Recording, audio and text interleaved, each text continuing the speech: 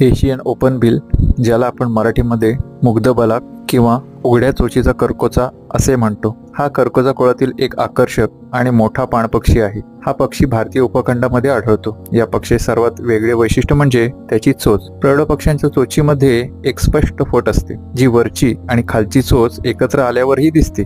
ही फट त्याला गोगलगाई आणि इतर मृदुकाय प्राणी पकडण्यास मदत करते, कारण ते त्याचे मुख्य अन्न आहे. लहान पक्ष्यांमध्ये ही फट नसते आणि ती वयानुसार विकसित होते. हा पक्षी साधारणपणे राखाडी किंवा पांढऱ्या रंगाचा असतो, तर त्याचे पंख आणि शेपूट चमकदार काळ्या रंगाचे असतात. प्रजनन काळात त्याचे शरीर अधिक पांढरे होते.